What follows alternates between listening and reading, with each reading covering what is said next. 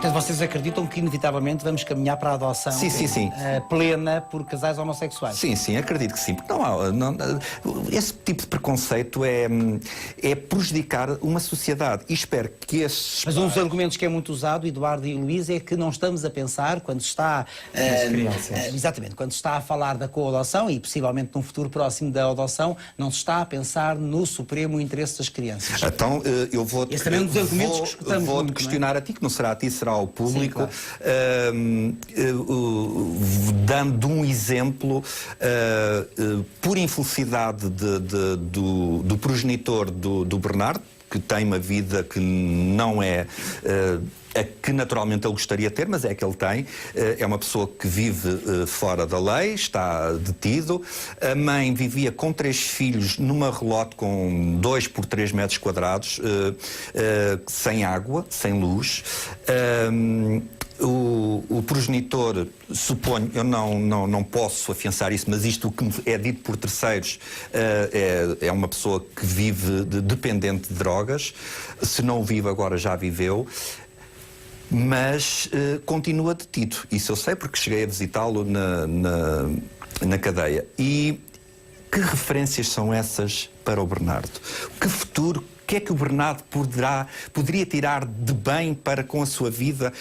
2 homens que o estão a educar com muito amor, com toda a responsabilidade, com toda a capacidade que ele necessita em todas as exigências que ele tem como ser humano, as necessidades em termos de educação especial, de afeto, de amor, ou as referências que ele iria ter se continuasse a viver com... Onde é que estaria o supremo interesse da criança? Naturalmente, neste momento estaria numa instituição, porque a mãe não tinha mesmo condições para criar este menino. Então, onde é que estão esses interesses? Eu já ouvi dizer que era melhor estar numa instituição uma criança do que ser co-adotada.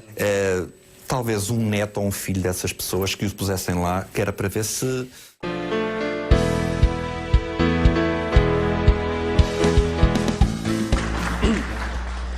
Good evening, Mr. Chairman. My name is Zach Walls. I'm a 6th-generation Iowan and an engineering student at the University of Iowa, and I was raised by 2 women.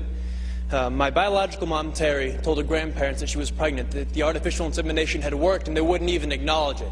It actually wasn't until I was born and they succumbed to my infantile cuteness that they broke down and told her that they were thrilled to have another grandson. Unfortunately, neither of them lived to see her marry her partner, Jackie, of 15 years when they wed in 2009. My younger sister and only sibling was born in 1994. We actually have the same anonymous donor, so we're full siblings, which is really cool for me. And I guess the point is that our family really isn't so different from any other Iowa family. When I'm home, we go to church together, we eat dinner, we go on vacations. But we have our hard times too, we get in fights. Actually, my mom, Terry, was diagnosed with multiple sclerosis in 2000. It is a devastating disease that put her in a wheelchair, so we've had our struggles. But, we're Iowans. We don't expect anyone to solve our problems for us. We'll fight our own battles. We just hope for equal and fair treatment from our government. Being a student at the University of Iowa, the topic of same-sex marriage comes up quite frequently in classroom discussions. And the question always comes down to, well, can gays even raise kids? And the question, the conversation gets quiet for a moment because most people don't really have an answer. And then I raise my hand and say, actually, I was raised by a gay couple, and I'm doing pretty well. I scored in the 99th percentile on the ACT. I'm actually an Eagle Scout. I own and operate my own small business. If I was your son, Mr. Chairman, I believe I'd make you very proud. I'm not really so different from any of your children. My family really isn't so different from yours. After all, your family doesn't derive its sense of worth from being told by the state, you're married, congratulations. No, the sense of family comes from the commitment we make to each other, to work through the hard times so we can enjoy the good ones. It comes from the love that binds us. That's what makes a family. So what you're voting here isn't to change us.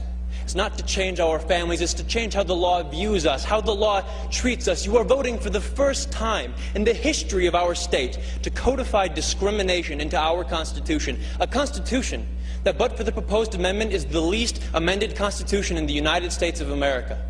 You are telling Iowans that some among you are second-class citizens who do not have the right to marry the person you love.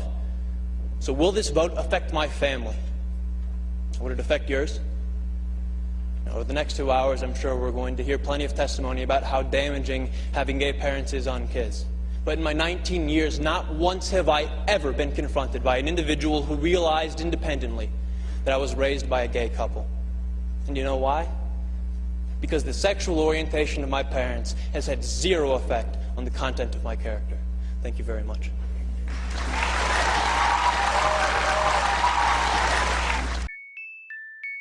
Hello. Hi. Testing, 1, 2, 3.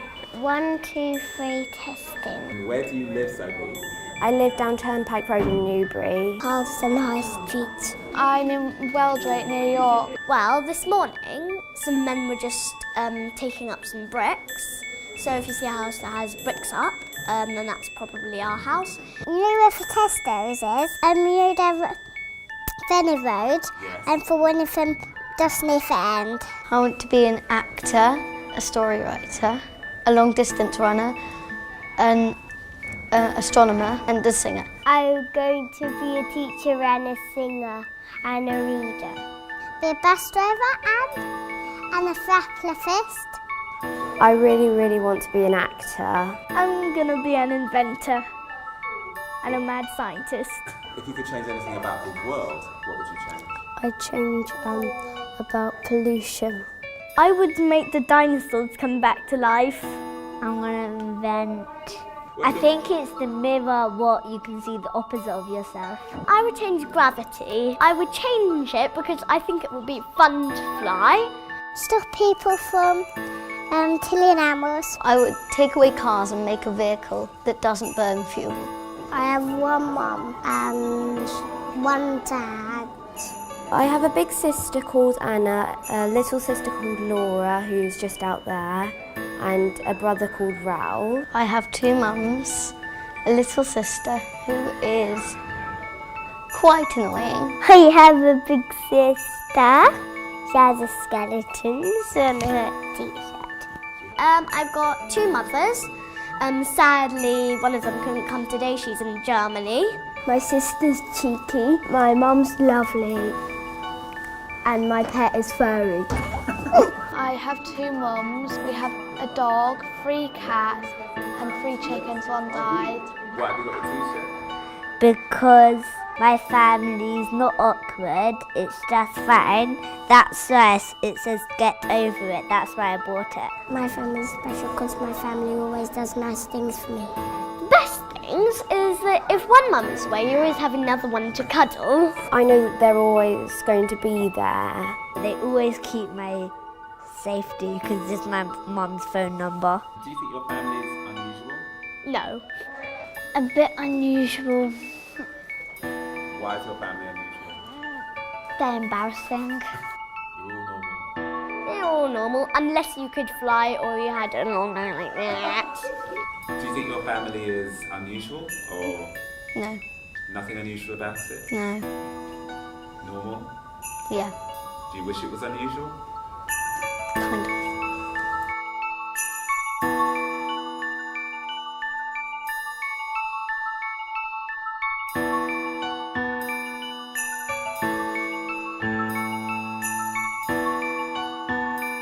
I am a star.